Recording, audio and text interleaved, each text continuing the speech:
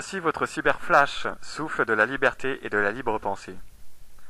À l'heure des vacances scolaires, alors que tout le monde vague à son prochain départ, le gouvernement vient de réaliser un énorme coup d'État contre les Français. C'est grâce à une fuite réalisée par Lionel Tardy, UMP, en s'offusquant publiquement sur Twitter, que l'on apprend que sur 577 députés, ils étaient seulement 11 à l'Assemblée, en ce jour, 11 députés à voter et adopter le projet de loi sur le fichage de 45 millions de Français de plus de 15 ans. En effet, la loi sur la carte d'identité électronique a été adoptée par 11 députés. Cette carte vise à réunir sur un même titre 2 puces. La première contiendra des détails concernant la couleur de vos yeux, vos empreintes digitales. La reconnaissance faciale est une réalité activable. Je vous demande d'être extrêmement vigilant avec tout ceci. N'oubliez pas comment prennent place les tyrannies et dictatures. Seuls 2 députés se sont donc opposés vainement à cette loi. Lionel Tardy, que nous avons cité, et Serge Blisco. Monsieur Blisco a fait référence à Orwell et s'est permis de rappeler que le dernier grand fichage des citoyens a été à l'aube du régime de Vichy, époque depuis laquelle la carte d'identité n'est plus obligatoire. Quelles utilisations un futur gouvernement en fera demain? Je vous demande de vous poser la question. Les médias n'en ont pas fait écho, estimant sans doute l'avoir déjà fait il y a 4 ans. En effet, il y a 4 ans, lors du journal de JT de 20h sur France 2, on voyait déjà un reportage. Il était question de rendre cette carte d'identité obligatoire. C'est donc une réalité également qui arrive. Les citoyens actuellement préfèrent bronzer. La deuxième puce électronique intégrera des données commerciales. C'est la première fois dans l'histoire que nous fusionnons un titre commercial sur un document d'État. Elle sera également dédiée aux actes administratifs et pourra servir de signature électronique tant sur Internet que dans la vie. Le but recherché ici est d'avoir l'obligation de s'identifier à chaque fois que l'on se connectera sur Internet. Il suffira d'insister sur la sécurité des enfants et des sites sensibles. Cette deuxième puce, au départ facultative, se démocratisera très vite.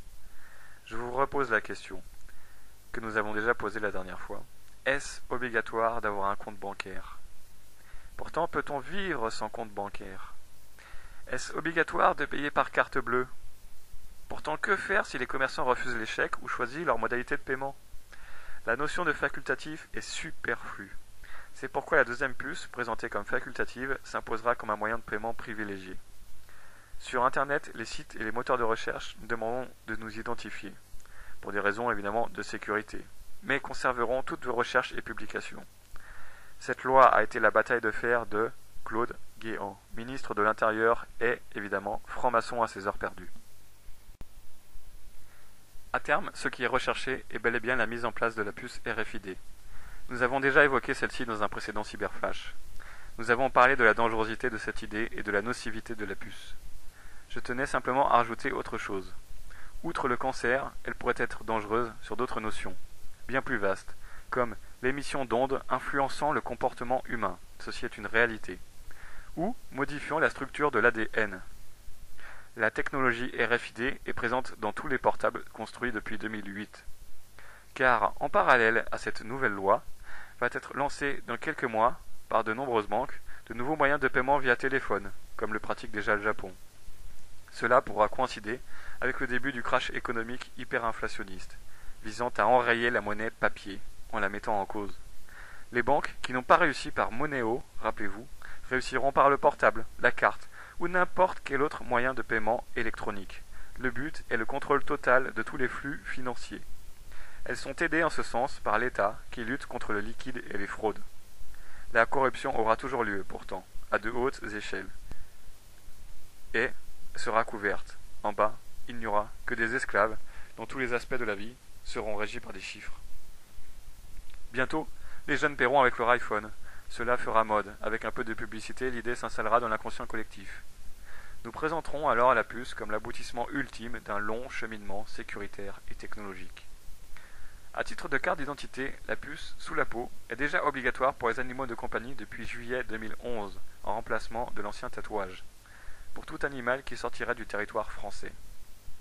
Elle est utilisée actuellement aussi sur le bétail destiné à l'abattage. Pour Alex Türk, président de la CNIL, l'organisme des libertés informatiques, nous aurons alors perdu 2 siècles des droits de l'homme, de lutte, de guerre, en quelques mois par la mode et la consommation. Toute cette identification en parallèle évidemment à d'autres lois, comme cela se passe aux USA, permettront à terme de qualifier n'importe quel citoyen de terroriste. Comme sans doute celui que je suis actuellement en vous informant. C'était votre cyberflash souffre de la liberté et de la libre pensée.